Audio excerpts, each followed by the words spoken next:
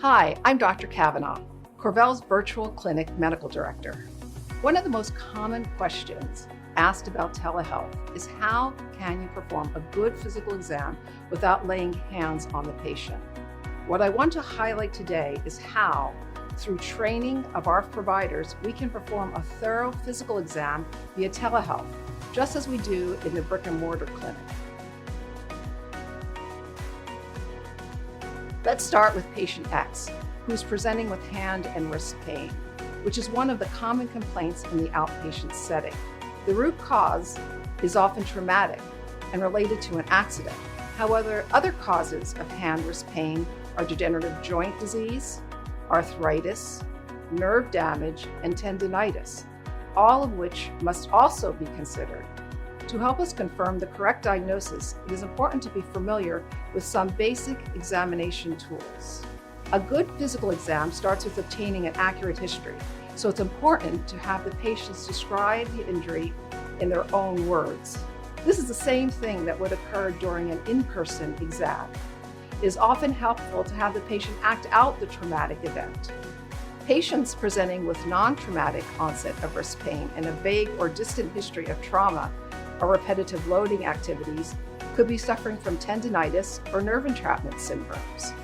The age of the patient should also be taken into consideration, as an injury resulting from a fall on an outstretched hand with the wrist extended will vary depending on the patient's age. For example, a scaphoid fracture is most common in a young adult, and a Colles or distal radial fracture is more common in an older adult with osteoporosis. Other things to consider in the nature of the injury include the force, the frequency, and the direction of the event. For example, a direct palmar trauma may result in a hook of the hamate fracture, also known as a golfer's fracture, or a blunt trauma to the end of the tip is a fracture of one of the fingers. We could then move on to the physical exam of the hand and wrist, which similarly begins with the same steps as an in-person examination. We are going to start with a general inspection, looking for musculoskeletal abnormalities and any associated functional deficits. Then we will perform some specialized tests to help us uncover any lesions of the muscles, ligaments, or nerves of the hand, wrist, and forearm. Step 1 is general inspection. Here our goal is to identify any abnormalities in the skin or muscle mass or any asymmetrical bony defects. We want to make sure that we do this from both the front as well as the back view while the patient is showing us their hands. We are looking to identify any redness, bruising, swelling, masses, skin lesions, muscle atrophy, contractures, scars, or any other obvious deformities. In the event that the patient presents with an open injury, I would ask the patient to hold up their hand and show us the wound. The wound should be inspected for any drainage or foreign body. The depth and size of the wound should also be noted. In cases where surgical repair may be necessary, the injured worker can be assisted in obtaining care at a brick and mortar practice. In the event of a questionable fracture, x-rays can also be arranged at an outpatient location. Some other examples of abnormalities picked up on inspection would be muscle wasting of the thenar or hyperthenar eminences. Tendon ruptures would appear as a finger that fails to straighten or extend. Step 2 is palpation. For this, we have the patient mimic our motion and actually palpate themselves to identify any point of tenderness. For example, I would do and say the following. Do what I'm doing. You're going to touch each joint on your hand, squeezing lightly, and then let me know if any point is particularly tender. First, we're going to go down your thumb, now your index finger. Continue to do the same to the rest of your fingers. Remember to let me know if there's any spot that is particularly tender. Now I want you to touch your palm and wrist here and here.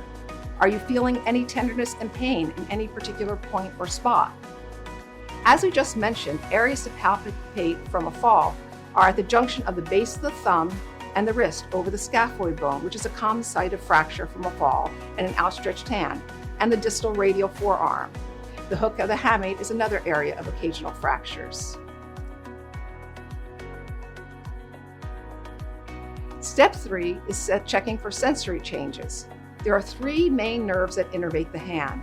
We can map out the areas of decreased sensory changes by showing the patient on our own hands and having them mimic us as they follow along. This is a good way to check for carpal tunnel syndrome, which causes decreased sensation and numbness in the sites of the medial nerve distribution: the palm side of the thumb, index finger, and half of the fourth finger. We ask our patients to touch these areas on each of their hands and let us know if they feel any difference in sensation between the two hands.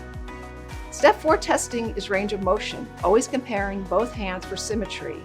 Here I will demonstrate grasping for the patient with range of motion of each finger, the wrist, thumb opposition, pronation, and supination of the forearm, always prompting the patient to tell you if they have any discomfort when making these movements.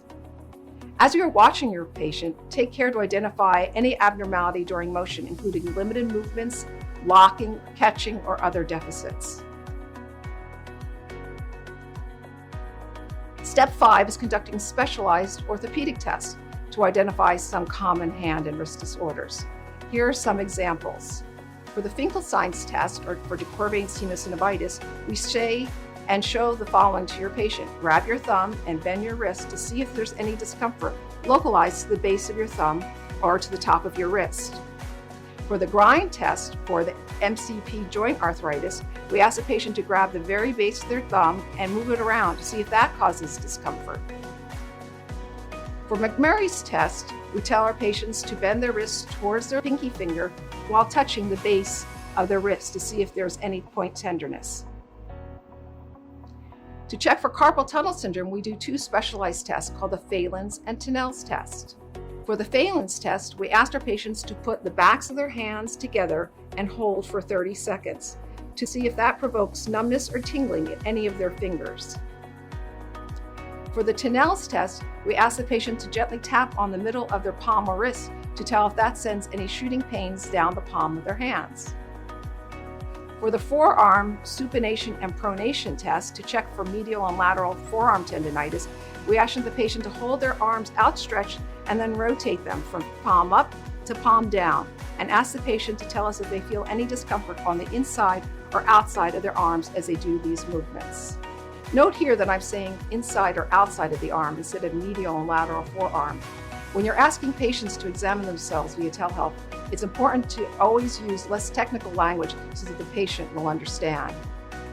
I hope this helps highlight how the telehealth setting can be an excellent way to perform a comprehensive physical exam, providing high-quality care to injured workers.